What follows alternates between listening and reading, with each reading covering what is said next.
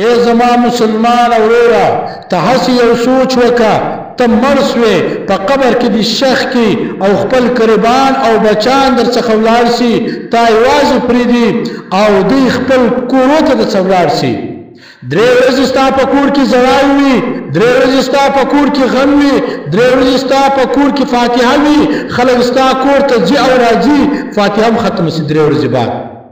3 ورځې بعد ستا بچان کاروبار ته ولاړ شي چې څوک د کاروبار هغه کاروبار ته ولاړ شي او چې کم بچان د سکول وای هغه سکول ته ولاړ شي او کم بچان چې د مدرسه وای هغه مدرسې ته ولاړ شي او اوله میاشت ستا بچان ستا قبر ته د جمعې په ورځ هر جمعه راځي کله چې 2 میاشت شروع شي بیا په 2 جمعو کې ورځ ورته راځي ستا قبر ته او کله چې 3 میاشتې پوره شي ستا بچان ستا خواته ګوري نه ستا کور والا یعنی ستا ښځه 4 میاشتې 10 ورځې دا په عده کې ناسته وي 4 میاشتې 10 ورځې بعد بل خاوند کوي او که خاوند ونه کوي خو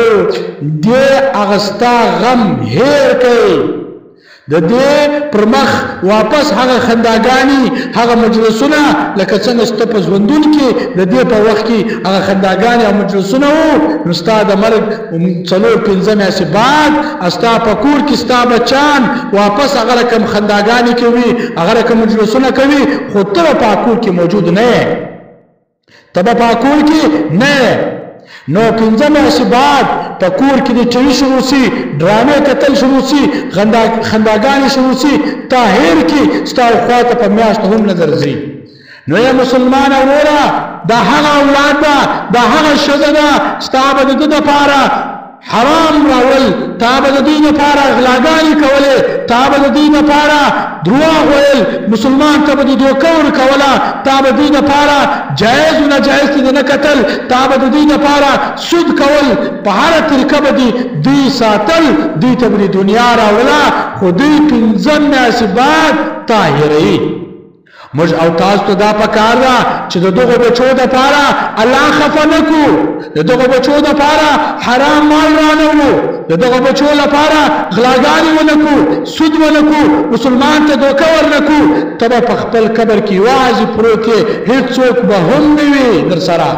خالي به ستا عمل وي که د ښه عمل هم در سره به وي که بد عمل هم در سره به وي په قبر کې به په عذاب اخته یې د دغو بچو د وجې ولې به عذاب اخته ځکه تا د دغو بچانو دپاره حرام مال ګټۍ راوړل دي د بچانو غم در سره و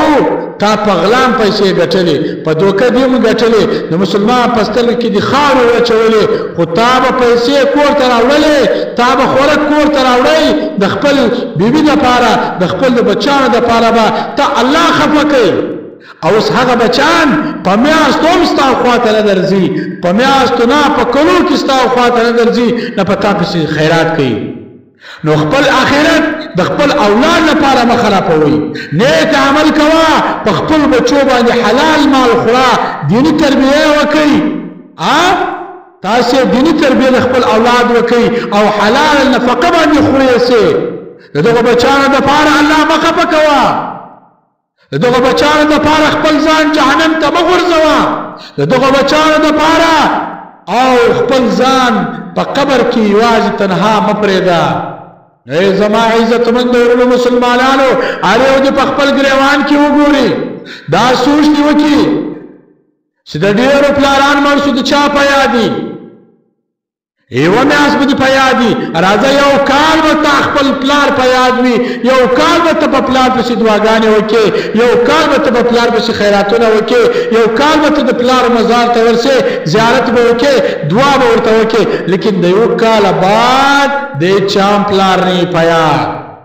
هغه پلار چې ستا دپاره به حرام ګټل ستا دپاره به یخ برداشت شوی ستا دپاره به ګرمي برداشت شوله ستا دپاره به د بل خبرې تیزي به برداشت شوله ستا دپاره به د بل مزدوري کوله ستا دپاره به لمونځونه قضا کول ستا دپاره به الله ناراضه کړی خو اوس یې تنها په قبر کې پروت او په عذاب اخته ستا د وجې نو ای زما عزتمند ورونو مسلمانانو دا اولاد تربیه وکا اولاد ته ښه نفقه تیاره کا خو حلال مال باندې نفقه تیاره وا د دې اولاد دپاره غلا مه کوه د اولاد دپاره سود مه کوه